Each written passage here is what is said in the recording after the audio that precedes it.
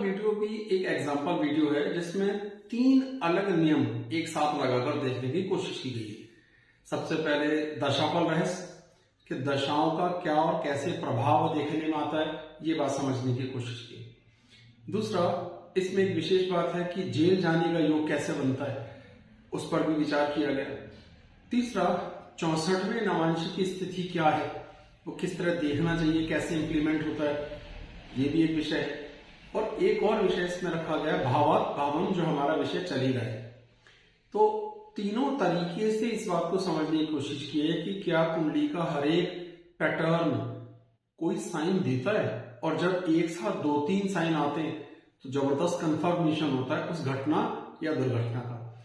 तो ये एक ही जन्म कुंडली है जिसका एग्जाम्पल दिया है, और इसमें 2 अलग अलग समय पे होने वाली घटनाओं के लिए दशाओं की चर्चा है। बहुत ध्यान से देखिए, बहुत मजा आएगा।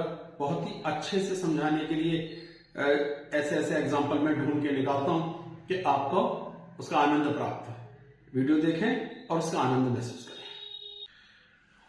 ये एक एग्जाम्पल है, पुरुष की कुंडली है। 26 मार्च 1978 सुबह 7:20 दिल्ली का इनका जन्म है। तो हमने 2 अलग अलग समय दशाओं के अंतराल की चर्चा यहां करनी है।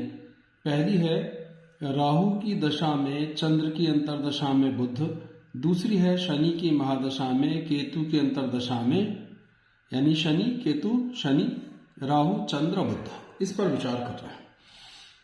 तो अपने बिल्कुल बेसिक से शुरू करते हैं। सबसे पहले हमें देखना है कि राहु कहाँ है जिसकी दशा है। राहु कुंडली के 6ठे भाव में। हम जानते हैं कि जो भी स्टार 6ठे भाव में होता है वो कुछ हद तक, यानी 6ठे भाव में बैठा हुआ ग्रह कमजोर करता है, स्थितियों को खराब करता है। एक बात। दूसरा, यहाँ पे राहु अपने 100 राशि में है, तो ये इस भाव को बहुत अधिक बलवान। अब राहु क्या करेगा यहाँ? शत्रु से विवाद। राहु का काम है शत्रु पर विजय प्राप्त करना। विजय कैसे प्राप्त होगी? पहले शत्रु बनेंगे, बाद में तो विजय होगी। तो कम से कम हम इतना जानते हैं कि जो स्टार 6ठे, 8वें, 12वें भाव में जाते हैं वो कमजोर होते हैं। ये क्लॉज हमने पढ़ा हुआ है। तो राहु यहाँ 6ठे भाव का स्वामी है। एक चीज हो गई। राहु की पूरी दृष्टि 12वें भाव पर पड़ रही है, दूसरे भाव पर पड़ रही है, और इस भाव पर भी पड़ रही है। ठीक है, तो राहु की दृष्टि किस पर पड़ रही है? 12वें भाव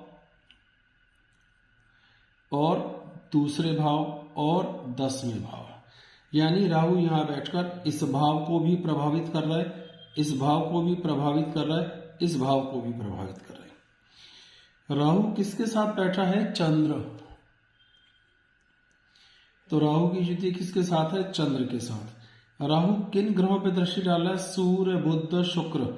केतु तो हमेशा होता ही सामने। मोटे तौर पर राहु की स्थिति समझ में आती है, 6ठे भाव में है, दशम भाव को देख रहा है मित्र की दृष्टि से, समदृष्टि से 12वें भाव पे, और सूर्य बुध शुक्र को देख रहा है, और यहां देख रहा है शुक्र की राशि धन भाव को। सीधे सीधे राहु हमारे स्टेटस को कम कर सकता है, एक बात। राहु हमारे खर्चों को बहुत बढ़ा सकता है, दो बात। राहु जिस भाव में बैठा है उस भाव के स्वामी को भी देख रहा है, दो। राहु जिस भाव को देख रहा है उसके भावेश शुक्र को भी देख रहा है। यानी यहाँ राहु का प्रभाव दशम भाव में भी है, 6ठे भाव में तो है ही, यहाँ भी है, यहाँ भी है, और इन सब राशियों पर भी जहां जहां ये कंट्रोल करते हैं इन पर भी आएगा। तो राहु की स्थिति यहाँ मोटे मोटे क्लियर हो गई जो हमने अब तक सीखा है। चंद्र पे ध्यान देते हैं। चंद्र राहु के साथ युति में है। हम जानते हैं किसी भी ग्रह के साथ अगर पापी ग्रह बैठे तो वो ग्रह कमजोर स्थिति मेंटेन करता है, तो ये राहु के साथ है। इस पर सूर्य की पूर्ण दृष्टि पड़ रही है, ये ठीक है। बुध की उच्च दृष्टि पड़ रही है, ठीक है। शुक्र की नीच दृष्टि पड़ रही है। लेकिन चंद्र की राशि है कर्क, और मंगल यहाँ पे अपनी नीच राशि में बैठा है, इसलिए चंद्र पर इस ग्रह का अष्टम भाव का या लग्नेश का प्रभाव भी आएगा। तो यहाँ चंद्र की स्थिति भी कुछ कमोवेश कमजोर हो जाती है। अच्छा, बुध पर विचार करते हैं। बुध कुंडली के 6ठे भाव का स्वामी है षष्ठेश, तो पहले तो ये छठे भाव का स्वामी हो गया, एक खराब स्थिति। बुध अपनी नीच राशि में है, नीच राशि, ये दूसरी खराब बात है। और बुध के ऊपर राहु की पूर्ण दृष्टि पड़ रही है, ये तीसरी खराब बात हो गई, यानी पापी दृष्टि। यह सब कुछ गड़बड़ है। अब तो नए सिरे से विचार करते हैं। राहु का काम है अचानक कुछ नुकसान, अचानक ऐसा काम करना जिसके बारे में अंदाजा ना हो। छठा भाव हमारे शत्रुओं का, कोर्ट कचहरी कानून बीमारियों का कंट्रोलर है, यानी अचानक कुछ शत्रु का नुकसान देखने में आ जाए। राहु भाव और भावेश दोनों को देख रहा है। 12वां घर होता है खो जाने का, अलग होने का, जेल जाने का, अस्पताल जाने का। तो राहु की पूर्ण दृष्टि भाव पर भी पड़ गई और जिस भाव में बैठा है उसके भावेश को भी देख रहा है और 12वें घर को भी देख रहा है। साधारण सा नियम होता है कि जब भी एक स्टार का स्वामी, जैसे ये बुध है, छठे, 8वें और 12वें के स्वामी एक दूसरे में कहीं बैठ जाएं, जैसे छठे भाव का स्वामी 12वें में बैठा है, तो ये आमतौर पर विपरीत राजयोग समझा जाता है। पर थोड़ा सा यहाँ गड़बड़ होती है, वो ये कि उसको शुभ ग्रह से दृष्ट नहीं होना चाहिए था, सिर्फ पापी ग्रहों से ही दृष्ट होता तो विपरीत राजयोग बनता, तो ये बड़ा शुभ फल देता। अब ये अत्यधिक अशुभ हो गया, यानी शत्रु भी भारी पड़ जाएंगे।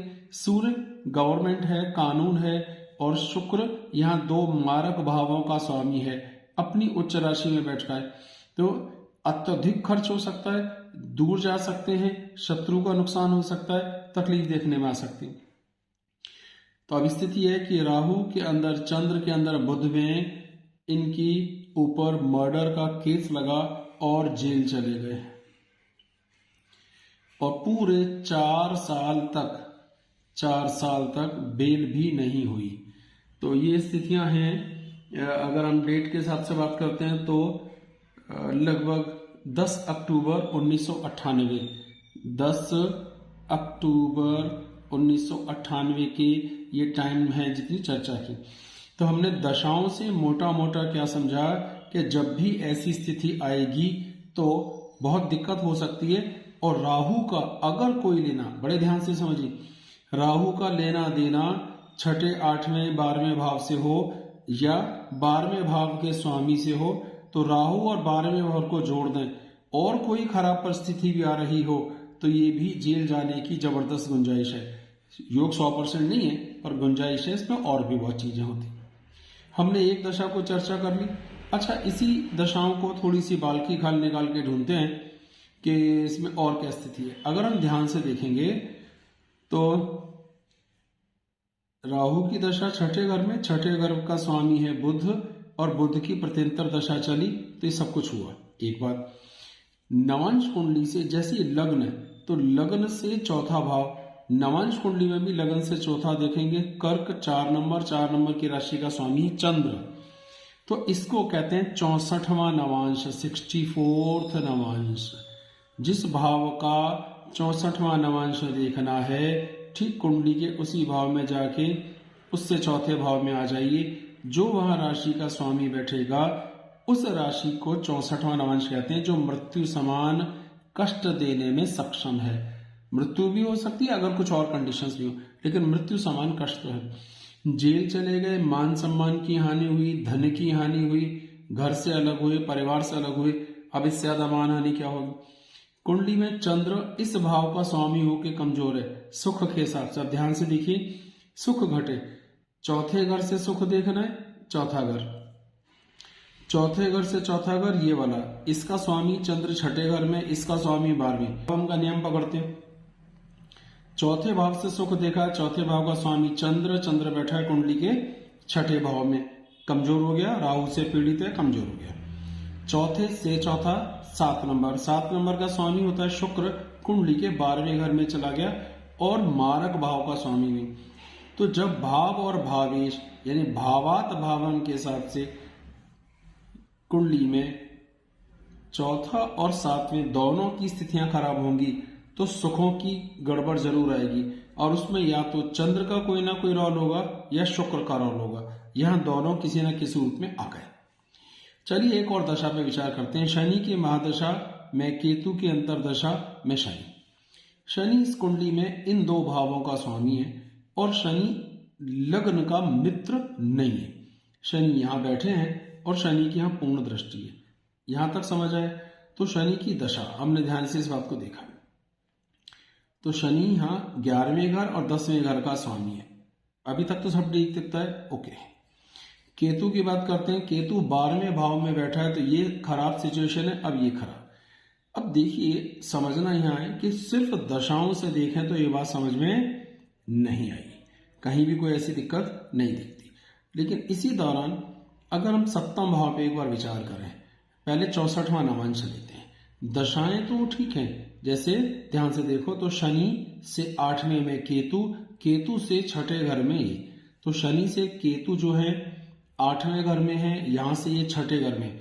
तो सारी दशाएं फिर से देखें, महादशा शनि ये बैठे, शनि से केतु 1 2 3 4 5 6 7 8, शनि से केतु 8वें, 6ठे 8वें 12वें खराब, केतु में शनि 1 2 3 4 5 6, सारी स्थितियां खराब है। तो ये दशाएं बड़ी खराब जानी चाहिए, एक बात।